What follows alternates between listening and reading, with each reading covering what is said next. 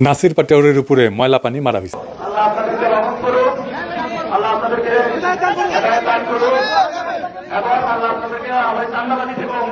ওই একই আসনে হাদির উপরেও মারা হয়েছিল ময়লা পানি। চান্দ আব্বাসের লোকেরা এটা করিচ্ছে। হাদিকেও এইভাবেই পানি মারা হয়েছিল প্রথমে, একবার না কয়েকবার। আচ্ছা, সারা দেশে তো ক্যাম্পেইন হইতেছে, বারবার ওই একই আসনে কেন বারবার চান্দ আব্বাসের প্রতিপক্ষের উপরে এই কাজ করা হইতেছে? কারণ আছে, আমরা এটা দেখবো। আপনারা দেখেছেন সারা বাংলাদেশ দুই ভাগে ভাগ হয়ে গেছে, কেস কলে ফিট হয়ে গেছে। ইন্ডিয়ার এক সাবেক জেনারেল কইয়া দিছে কি আসিচ্ছে জানেন? এটা জানেন না? হিন্দি আপকে সমঝ আতা হ্যাঁ না? হিন্দি ফিল্ম দেখেন না? আলাপটা গেলে হিন্দি, তাই সাবটাইটেল আছে।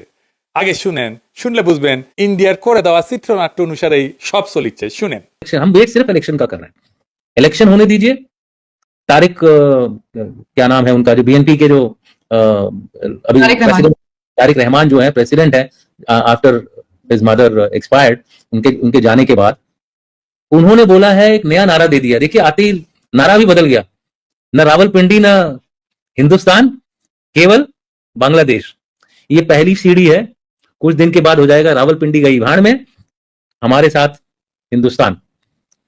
तो ये जो टेक्निक चल रही है, अब हमको इंश्योर ये करना है कि बांग्लादेश को हमको रखना है। बांग्लादेश हमको बिखेरना नहीं है। इसका कारण क्या है? जितने घुसपैठिए हमारे पास आए हैं, इनको कहीं ना कहीं तो भेजना पड़ेगा ना भाई। শুনিছেন তারেক রহমান কইছে পিন্ডি না দিল্লি না, সবার আগে বাংলাদেশ, এরপরে পিন্ডি বাদ দিয়ে দিল্লির দিকে যাবি, তাই কইছে না? এটাই হইতেছে প্ল্যান। তারেক রহমানের উপরে কি আস্থা ইন্ডিয়ানদের দেখেছেন? হাসিনার উপরে বেলা এত আস্থা ছিল না ইন্ডিয়ার।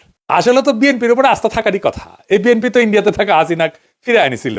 এই বিএনপি তো 15 আগস্টের বিপ্লবীদের দেশ ছাড়া করেছিল। এই বিএনপি আরামসে তাদেরকে হাসিনার হাতে তুলে দিছে যেন ফাঁসি দিবার পারে। এই বিএনপি হাসিনার দুঃশাসনকে দীর্ঘায়িত করছে।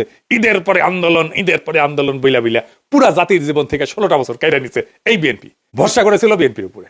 এই বিএনপি 2013 সালের 5ই মে খালেদা জিয়াকে সরাই নিয়ে গেছে মাঠ থেকে, আর মাদ্রাসা ছাত্রদের হাসিনার গুলির মুখে ফেলাই দিছে।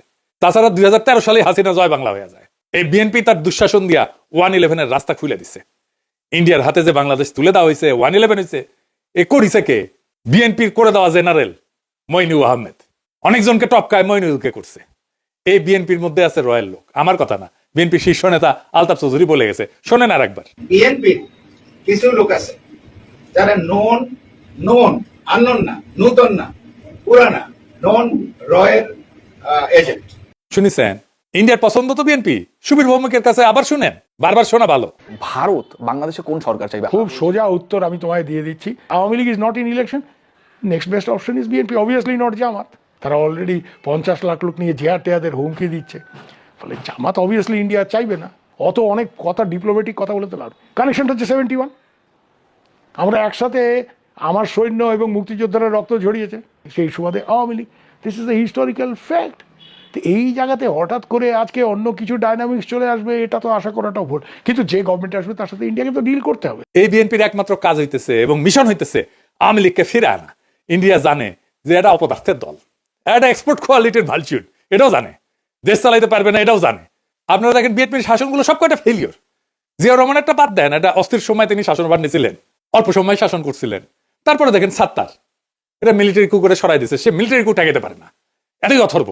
খালেদা জিয়ার ফার্স্ট টার্মে শেষ হয়েছে নিত্যদিন হরতালে তত্ত্বাবধায়ক সরকারের দাবিতে। আর একটা বিনা ভোটের ইলেকশন করেছিল খালেদা জিয়ার সরকার। কইরা একটা অধিবেশন করছে, একদিন সম্ভবত অধিবেশন করে ক্ষমতা ছেড়ে ভাগছে। সেকেন্ড টার্ম 68 জেলায় বোমা হামলা হয়েছে, গ্রেনেড হামলা হয়েছে। সেই গ্রেনেড হামলা একটা সুস্থ তদন্ত পর্যন্ত করতে পারে না বিএনপি সরকার। বাংলা ভাইয়ের উত্থান হয়েছিল, সে মানুষের ধরে ধরে পিটাইতো, আর ওই মানুষ আর্তনাদ করতো সেটা মাইকে শুনাইতো। জানেন কি বিভৎস। আর শাসন শেষ হয়েছে 111 আর লগি বইটার তাণ্ডব দিয়া ঠেকাইতে পারেনি বিএনপি তখন ক্ষমতায়। তারেক রহমান কইতেছে স্থিতিশীলতা আনবে। এডিটর সাহেব আর হাসবুন না, ঘোড়া হাসবি এখন।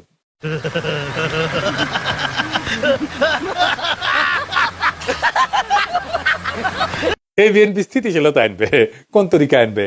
তারেক রহমানের হাতে কি জাদু আছে? তাহলে ওই শাসনে স্থিতিশীলতা ছিল না কেন? বিএনপি শাসনে বাংলা ভাই কেন হইলো? র‍্যাপ সৃষ্টি কে করছে? বিএনপি তো। এই ক্রস ফায়ারের হত্যাকে কে প্রাতিষ্ঠানিকভাবে প্রতিষ্ঠিত করছে? বিএনপি করছে। এইটার স্থিতিশীলতা বলে? এই যে দেখেন নিজেদের মিটিং, নিজেদের মধ্যে মারামারি।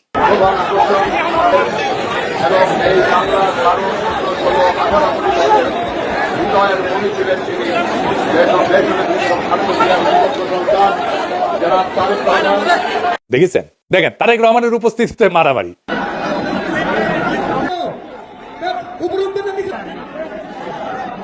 দেখেছেন, নিজের দলের কর্মীদের মিটিং এ আয় না, শীর্ষ নেতাদের উপস্থিতিতে সামলাইতে পারে না যেই দল, সেই দল দেশের স্থিতিশীলতা আনবে। গুজার হয়েছে স্থিত হয়ে শোয়ার শখ। বিএনপির একটাই লক্ষ্য, আওয়ামী লীগের পুনর্বাসন। ব্যানে ব্যানে করছি না, দেখে দিচ্ছি, আসেন। আমরা আগে দেখতাম না, মুখ ফুসকায় বিএনপির সবাই জয় বাংলা স্লোগান দিত। আওয়ামী লীগের লোকেরা যেগুলো বিএনপি ঢুকেছে তারা এখন প্রকাশ্যে বিএনপির নির্বাচনী জনসভায় জয় বাংলা স্লোগান দেয়। শোনেন, আমার যদি মৃত্যু হয় আমি এই মঞ্চ থেকে হাজারবার বলবো জয় বাংলা, জয় বাংলা, জয় বাংলা। আমরা কি বাংলাদেশের জয় চাই না? তাহলে জয় বাংলার সমস্যা কি? জয় বাংলা কি কারো ব্যক্তিগত কোনো ধরনের স্লোগান? জয় বাংলা সবার, যখন বাংলাদেশে ক্রিকেট খেলা হয় আমরা কি বাংলাদেশের জয় চাই না? আজকের এই মঞ্চ থেকে আমার যদি মৃত্যু হয় আমি এই মঞ্চ থেকে হাজারবার বলবো জয় বাংলা, জয় বাংলা, জয় বাংলা। মৃত্যু হইলেও নাকি কইবে জয় বাংলা। জয় বাংলা নাকি সবার স্লোগান। তো মাদারবোর্ড তুই কত স্লোগান, সবার স্লোগান কেন কস? এরপর মির্জা ফখরুল কয় আওয়ামী লীগ থাকলে নাকি গণতান্ত্রিক পরিবেশ থাকতো। খুব কষ্ট আসে মির্জা ফখরুল। গণতান্ত্রিক পরিবেশ মানে কি জানেন? আগে শুনেন। এলা নৌকাটা নাই, নৌকার যিনি কান্ডারি আমাদের সাবেক প্রধানমন্ত্রী হাসিনা, উনি আপনাদেরকে ফেলে ভারতে চলে গেছে, দিল্লি থেকে বসে আছে, আর আমাদেরকে বিপদে ফেলে দিয়ে গেছে, তাই না? থাকলে অন্তত একটা গণতান্ত্রিক অবস্থা চলতো, তাই তো? শুনেছেন, মির্জা ফখরুলের গণতন্ত্র আওয়ামী লীগ ছাড়া গণতন্ত্র পূর্ণ হচ্ছে না। মির্জা ফখরুলের এই গণতন্ত্র মানে কি জানেন? সে পুরনো সিস্টেম, পুরনো লুটপাট, পুরনো গুন্ডামি, পুরনো ধান্দাবাজি, পুরনো ইতরামি, পুরনো বড় লোকদের শাসন, পুরনো দরিদ্র শোষণ। এটাই পুরনো বন্দোবস্ত। এটা রিকশালা চাচা খুব ভালোভাবে বুঝিছে। শুনেন তার কাছে। আওয়ামী লীগের থেকে বিএনপি 3 গুণ আগায়া এই দেশটারে আরো নষ্ট করে আলাইছে শেখ হাসিনা যাওয়ার পরে। যেরকম আওয়ামী লীগের মানুষের নৌকা ভাড়া গুদারা গাড়ি নিত 80 টাকা, বিএনপির পোলাপাই না এখন 100 টাকা। তাই নির্বাচন এলে তো নিব 150 টাকা। গুদারাটা পার হয় হ্যাঁ প্রতিদিন টাকা দেওয়া লাগে তো। যেরকম আমি এই রিক্সাটা পাইতাছি, আওয়ামী লীগের টাইমে দিচ্ছি 80 টাকা, এখন আওয়ামী লীগ চলে গেছে, এখন বিএনপির আমলে দেওয়া লাগে আমার 100 টাকা। তার ক্ষমতা এলে দেওয়া লাগবে 150 টাকা। দেশ তো এই দুইজনই চালায়, আওয়ামী লীগে চালায় আর বিএনপি, এই দুইজনই মারুক কাটুক জ্বালাক পুরাক এই দেশের মানুষ এরাই এই দুইজনকে চায়। হয়তো এই 10 বছর চালাই গেছে, এরা আবার 10 বছর সুযোগ দিব। এই শুনেছেন, দেশ যে দুইজনে চালায় আওয়ামী লীগ আর বিএনপি। রিকশালা ঠিকই বুঝেছে তার মেধা দিয়া। তাই দেখেন কিভাবে আওয়ামী লীগের সন্ত্রাসীদের আশ্রয় আর নিরাপত্তা দিতেছে বিএনপি। আওয়ামী লীগ যেন তুহিন সাহেবের কোলেই নিরাপদ। নীলফামারীর আওয়ামী লীগ সন্ত্রাসীদের দায়িত্ব নিছেন বিএনপি মনোনীত প্রার্থী নীলফামারীর সদর 2। আওয়ামী লীগের চিহ্নিত সন্ত্রাসী জুলাই হত্যা মামলার অন্যতম আসামি কাশেমকে নিশ্চিন্তে থাকতে বলতেছেন তুহিন সাহেব। তিনি নাকি নীলফামারীর চিহ্নিত সন্ত্রাসীদের মামলার বিষয়টা দেখতেছে এবং আওয়ামী লীগের ঊর্ধ্বতন নেতৃত্বের সাথে নাকি তাদের কথা হইতেছে। ব্যানে ব্যানে করছি না, শুনেন। আসসালামু কেমন আছেন কাসেম সাহেব? জি ভালো আছেন? দোয়া করেন। আলহামদুলিল্লাহ, আমাদের জন্য ওয়ার্ক করতেছে ভাই। আলহামদুলিল্লাহ, ধন্যবাদ। তো আওয়ামী লীগের আমাদের ওয়ার্ক করতেছে। লোকরা তিনি ভোট করছেন। প্রেসিডেন্ট আমরা তো ভাই 8টা মামলা মগন জেল খাটি বাইর হয়ে আসলাম। মগন ছবি থাক তারপরও প্রশাসনের একটা চাপ দেখতেছি, আমি এই বিষয়টা একটু দেখেন। আমি দেখতেছি। আপনি যেহেতু আসছেন এখানে আমাদের জন্য খুব ভালো হচ্ছে। ভালো চিন্তা করেন না, এটা তো এখন 1 মাসের ব্যাপার। আমি কথা বলতেছি, তারপর নির্মল শব্দটা এটা কোনটাই সব ব্যাপারেই দেখতেছি। আমি কথা হচ্ছে আপনাদের নেতাদের সঙ্গে। আচ্ছা, দোয়া করেন, আপনারা নির্বিঘ্নে থাকেন, নিশ্চিন্তে থাকেন, কোনো অসুবিধা নেই। কিছু হইলে আমরা টেক কেয়ার করবো। শুনলেন তো? তারপরে বিএনপির নেতা ওই যে আসাদ আসিফ নজরুল তারে অ্যাটর্নি জেনারেল বানিয়েছিল, সে কি কয় দেখেন কেমনে সে আওয়ামী লীগকে বাঁচাইছে, নিজে মুখে করছে। শুনেন। এই আওয়ামী লীগকে যখন 24-এর পরে আগস্টের পরে নিষিদ্ধ ঘোষণা করার জন্য জামাত ইসলামের পক্ষ থেকে রিট পিটিশন দায়ের করেছিলেন, আওয়ামী লীগকে সারা জীবনের জন্য হাইকোর্ট যাতে নিষিদ্ধ করে। আমি অ্যাটর্নি জেনারেল ছিলাম, আমি দাঁড়িয়ে বলেছিলাম যে পিটিশন নিয়েছেন, যারা পিটিশন নিয়ে এসছেন তাদের অধিকার নাই একটা আদর্শকে হত্যা করা। আওয়ামী লীগে যেমন খুনি আছে, আওয়ামী লীগে অনেক আদর্শিক সৈনিকও আছে। সেদিন আমি সেটা আওয়ামী লীগের রেজিস্ট্রেশন বাতিল করার জন্য হাইকোর্টে বাধা দিয়েছিলাম। শুনেছেন? এখন কইতে পারেন তো বিএনপি তো ভালোই করবি, নির্বাচনে এত লোক এসেছে তারেক রহমানের জনসভায়। এই প্রসঙ্গে আব্দুল্লাহ আবু সাইদের একটা ইন্টারেস্টিং গল্প বলি, শোনেন, মজা পাবেন। আব্দুল্লাহ আবু সাইদ করছে যে গুলিস্তানে সেই 70-এর দশকে সবাই দেখে যে ঝাঁপে পড়িচ্ছে অনেক মানুষ একটা কিছুর উপরে, ঝাঁপে পড়িচ্ছে অনেক মানুষ। কিসের উপরে ঝাঁপে পড়িচ্ছে কেউ বুঝতে পারছে না, কিন্তু কিছুর উপরে ঝাঁপে পড়িচ্ছে। উনিও গেলেন, জিজ্ঞেসেন ভিতরে কি, কিসের উপরে ঝাঁপে পড়িচ্ছে মানুষ?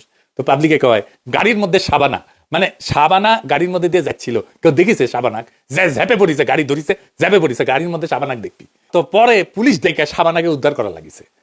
আপনি ইলিয়াসকে নিয়ে যান বাংলাদেশ, এরকম গাড়ি দেন, লোক বল দেন, বাজেট দেন, মিডিয়ার কাভারেজ দেন, দেখেন ইলিয়াসকে দেখতে আসবে এইভাবেই লোকেরা, এটা হয়।